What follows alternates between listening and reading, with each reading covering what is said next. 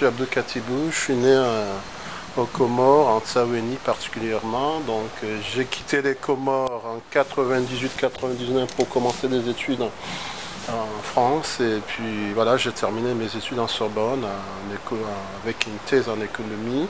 Et j'y ai enseigné durant 2 ans. Donc j'ai enseigné aussi les mathématiques au niveau secondaire en France. Voilà.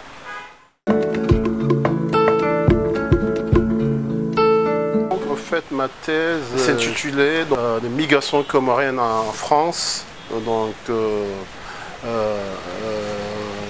caractéristiques, institutions et conséquences en quelque sorte. En fait, ma thèse cherchait surtout à étudier donc, sur le plan économique des migrations comoriennes. Donc j'ai eu à aborder les caractéristiques des migrants comoriens. J'ai analysé les causes de ces vagues migratoires et j'ai analysé sur un plan macroéconométrique les conséquences donc, économiques de ces migrations, en l'occurrence ces transferts de faux. Et voilà.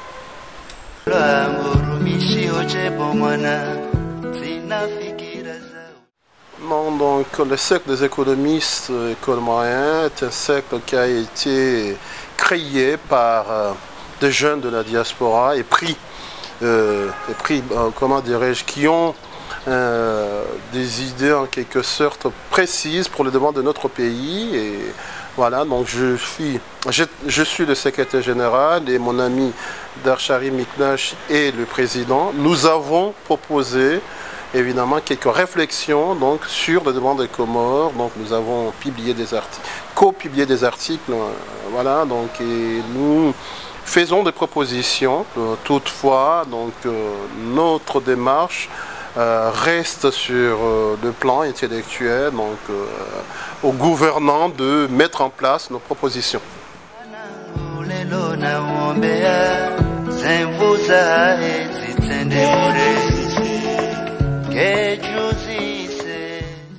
Voilà. Donc tout d'abord, je saisis cette occasion pour saluer les efforts faits par les Comoriens de France pour soutenir l'économie comorienne.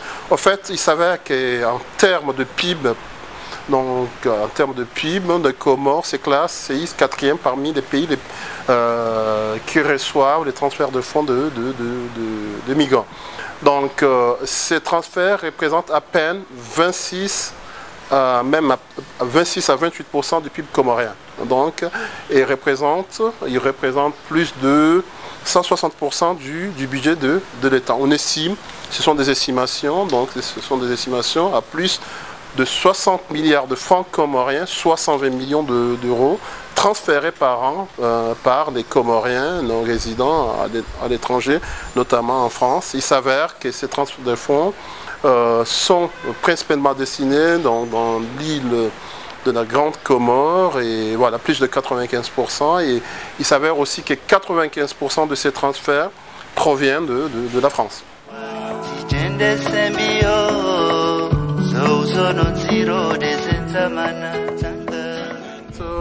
L'estimation des transferts de fonds est un sujet qui pose problème dans l'ensemble du pays récepteur, donc pour la simple et unique raison que donc, les canaux informels et les canaux les plus utilisés par les migrants. Donc dans ce canal, évidemment, on a du mal à évaluer. Donc je donne un exemple concret, ne serait-ce que l'or transfert par les Comoriens de France. Donc je ne crois pas que les experts de la Banque centrale comorienne qui font l'étude,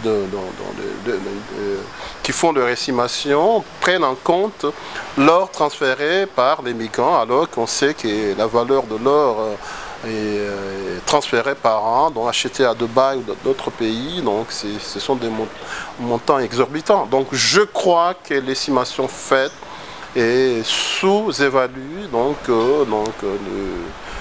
le montant réel transféré par les Comoriens de France. Voilà. Très bien. Revenons maintenant aux différentes propositions que vous avez faites dans le cadre de votre...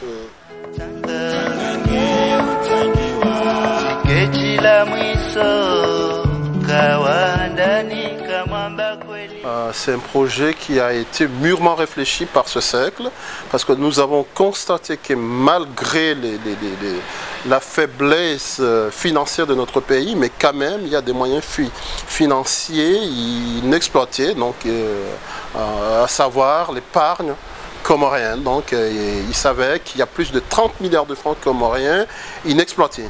Donc, et pourtant les besoins donc, en matière de financement de projets de développement sont criants.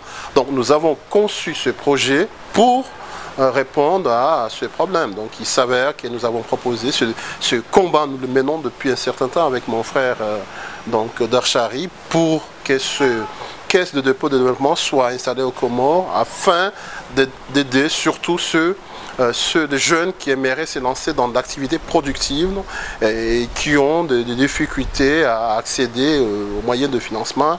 Et pourtant, l'argent est là. Donc des banques aussi aimeraient donc quand même soutenir l'économie comorienne, mais à défaut d'une structure fiable, il s'avère que les banques ne financent pas de manière optimale le développement de notre pays. Donc ce projet a été conçu dans 7 ans pour répondre à ce besoin.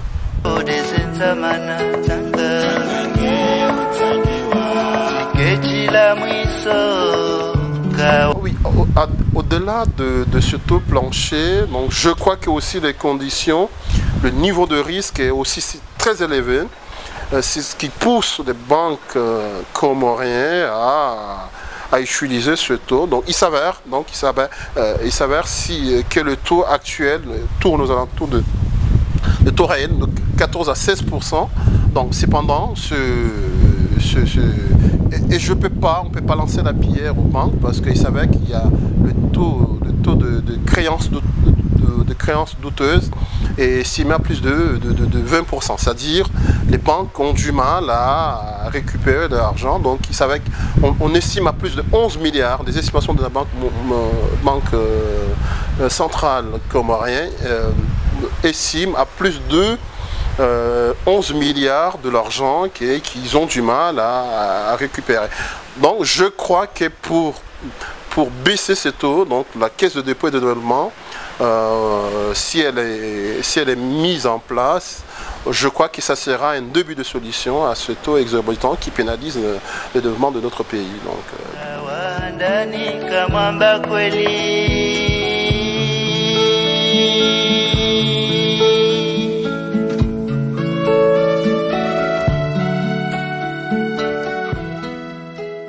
Oui, évidemment, parce que certainement, il y a 60 milliards de francs comoriens qui sont transférés par an. Le problème qui se pose, on se demande l'impact réel de cette manne financière. Et à défaut d'études macroéconométriques, je ne peux pas me hasarder, évaluant l'impact réel, mais à mon sens, je crois que l'impact n'est pas aussi positif que ça. Il suffit d'analyser le taux de croissance des transferts de fonds et le taux de croissance de l'économie comorienne. On estime à 12% ces dernières années le taux de croissance des transferts de fonds, le taux de croissance annuel et le taux de croissance annuel de l'économie comorienne est en dessous de 2%. Donc je crois que l'impact réel de ces transferts de fonds sur l'économie comorienne n'est pas aussi positif qu'on peut le penser. Qu'est-ce qui se passe? Donc, ce qui se passe, c'est très simple. Donc, évidemment, les migrants comoriens, plus particulièrement des migrants non qualifiés, ce sont eux qui transfèrent beaucoup plus donc, aux Comores. Ils viennent pour célébrer le grand mariage. Mais quand on parle de célébration du grand mariage, on parle de consommation. Il s'avère qu'ils consomment des produits étrangers, produits importés. La balance commerciale comorienne a implosé. Donc, il s'avère qu'on est à plus de 74 milliards de déficit commercial. Donc voilà, c'est là où se pose le problème. Donc à nous jeunes Comoriens, à nous décideurs politiques, économiques comoriens, de créer les conditions permettant de capter le maximum d'argent au profit du développement socio-économique de Comores. On peut se dire, écoutez, c'est très simple, ce sont des paroles aussi simples que j'ai entendues voilà, lancé par des jeunes cadres comoriens résidant aux Comores. Et pourquoi, donc ils se posent pourquoi les migrants viennent ici tout juste pour célébrer le grand mariage, pas pour investir. Non, mais c'est un vrai débat, mais en analysant le cadre macroéconomique du pays, je crois que ceux qui veulent quand même pousser l'analyse un peu plus loin, donc ils comprendront que donc, le cadre macroéconomique est trop risqué, donc et voilà, c'est une des conditions, et la deuxième condition en est que ceux qui transfèrent, ils transfèrent pour un objectif précis, le grand mariage, et puis voilà, qui se pourrait aussi que c'est la cause principale, ou plutôt l'aspect déterminant qui les ont poussé à migrer, c'est-à-dire aller collecter l'argent du grand mariage. Et voilà, donc on ne peut pas en quelque sorte transférer pour créer des entreprises dans un environnement aussi si risqué que ça. Donc, à mon sens,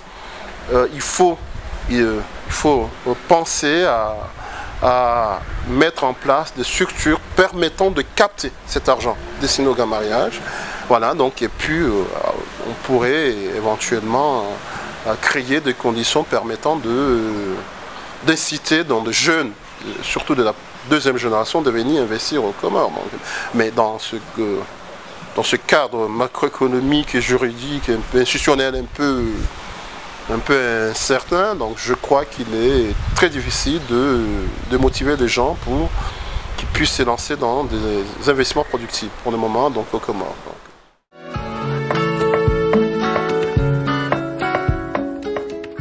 Donc je crois les mesures, je crois qu'il faut une vraie réforme de la justice. Une réforme de la justice, donc, et je peux me hasarder en disant que à mon sens, l'avenir de ce pays réside sur les enfants de la diaspora. Je crois qu'il ne faut pas hésiter à motiver des jeunes de la diaspora pour qu'ils puissent assumer donc, certaines responsabilités. Donc, je pense surtout sur l'aspect juridique. Je crois que c'est l'un des facteurs qui pénalisent le développement de ce pays. Il n'y a pas de justice, il n'y a pas une vraie justice au Comores. Et voilà, donc je crois que aussi l'une des mesures à prendre serait de penser à créer des conditions permettant de mettre en place une vraie économie de production, parce qu'il s'avère que les Comores deviennent, voilà, les Comoriens sont de simples consommateurs. Il n'y a pas de production dans ce pays, et je crois que le défi majeur réside sur cet aspect, donc créer des structures permettant de réduire le déficit commercial. Donc, voilà, donc comment, donc c'est notre débat qu'on pourra voilà, développer dans d'autres émissions.